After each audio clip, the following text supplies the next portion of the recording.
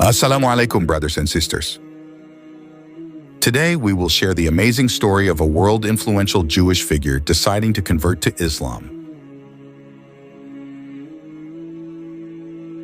One day in September 1926, a young Jewish journalist, Leopold Weiss, boarded a train to Berlin. Throughout the journey, he witnessed unhappy and empty faces. The high culture of Europe, scientific advancement, and material wealth were not enough to bring happiness to them. Leopold Weiss then concluded that salvation and happiness lay elsewhere. This belief led Leopold Weiss to become a Muslim. He officially converted to Islam a few days after his trip to Berlin. Born in 1900 to Jewish parents, he was a descendant of a rabbi. His ancestors were Jewish religious leaders. When he passed away, nearly a century later, he had become a renowned intellectual across the Muslim world as Muhammad Asad. He wrote a very famous memoir, The Road to Mecca, which introduced Islam to many people. Additionally, Muhammad Asad's English translation of the Quran is placed alongside other English translations by Marmaduke Pickthall and Abdullah Yusuf Ali. Perhaps no other book except the Quran itself has led more people to Islam, wrote a German diplomat who also converted to Islam, Murad Hoffman. Muhammad Asad's spiritual journey began during World War I in Europe. He was raised in Lwów, a city that was part of Austria in the early 20th century. His father was a wealthy lawyer.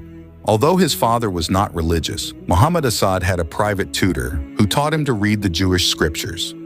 Eventually, he was confident enough to discuss the Bible, a complex collection of religious commentary.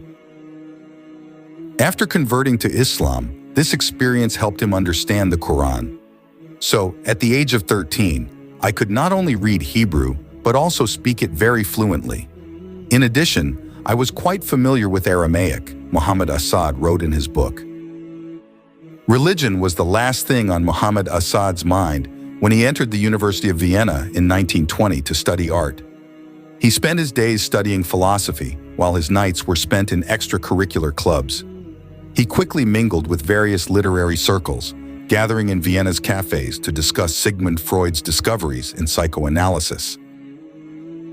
Like other young people, Muhammad Asad sought answers after World War I, which ravaged Europe between 1914 and 1918. Europe was in a moral crisis.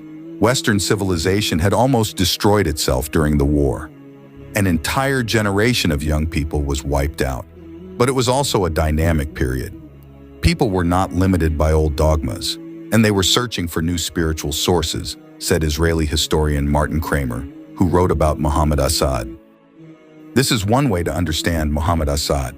He did not emerge from a complacent political and cultural order. He emerged from an order that had just experienced total collapse.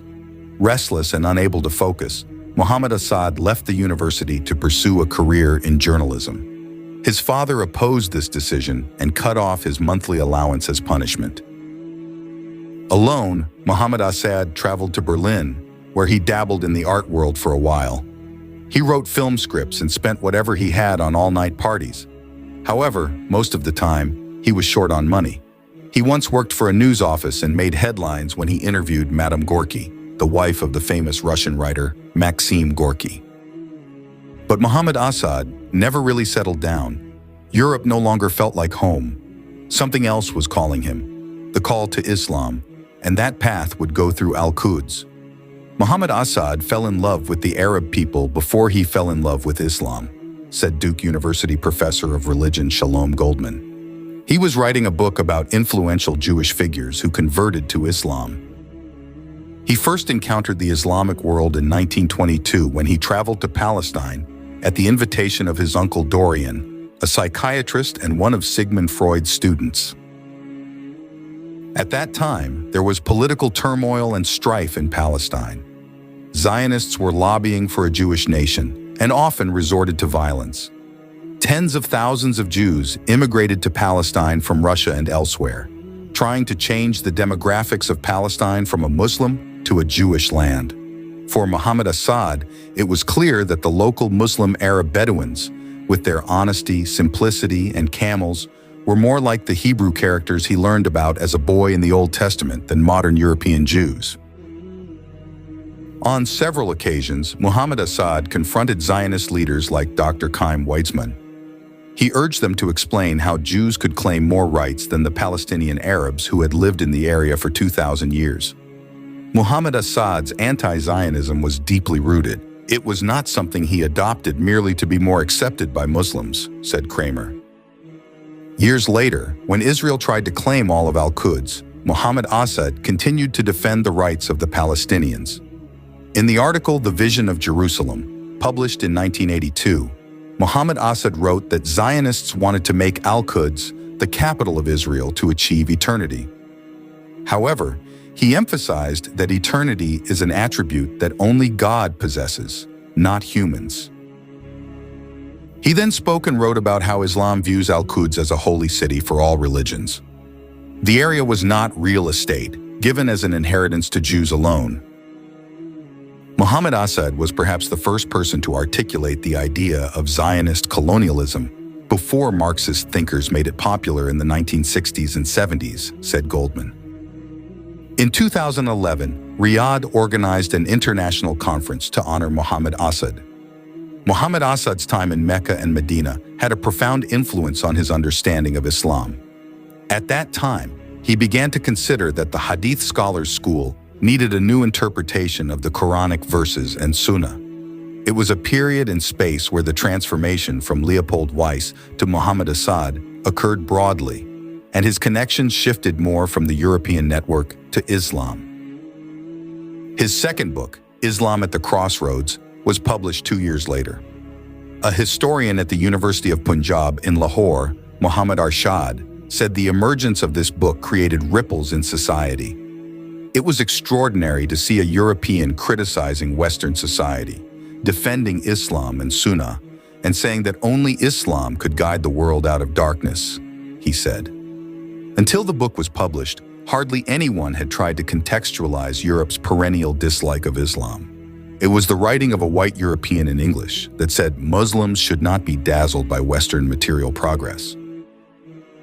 The book's arrival coincided with a time when most of the Muslim world still lived under some form of colonial rule. Muhammad Asad said there was no need to be disheartened by poverty because it took 1,000 years for the caliphate to fall, while the Roman Empire disappeared in 100 years. If we follow the Islamic principle that requires learning and knowledge for every Muslim man and woman, we do not have to look to the West today to acquire modern knowledge, wrote Muhammad Asad. Muhammad Asad was even admired by prominent Muslim intellectuals, including figures such as the poet and philosopher Iqbal, scholar Abul Ala Maududi, and Sayyid Qutb. In his famous book, The Social Justice in Islam, Sayyid Qutb referred to one chapter as At the Crossroads. In the mid-1930s, Asad actively participated in various projects aimed at improving the Islamic education system. He also sought ways to introduce science subjects alongside classic topics in Islamic institutions. During that time, he undertook the monumental task of translating Sahih Bukhari, a collection of Prophet Muhammad's hadiths. It was a challenging job that involved carefully reading and sorting through thousands of historical records. At that time, no one had attempted to translate it into English. It was a very big endeavor, said Asad. Unfortunately, he could not complete the translation. Many manuscripts were lost during the India-Pakistan partition in 1947. The story of Muhammad Asad is a profound testament to the transformative power of faith and the search for truth. Born into a Jewish family, his journey from Leopold Weiss to Muhammad Asad illustrates a remarkable intellectual and spiritual evolution, driven by a quest for authenticity and understanding. His life's work, including his translation of the Quran and his memoir, The Road to Mecca, not only reflects his deep engagement with Islamic thought, but also his commitment to bridging cultural divides. His legacy continues to inspire those who seek to reconcile the wisdom of tradition with the challenges of the modern world.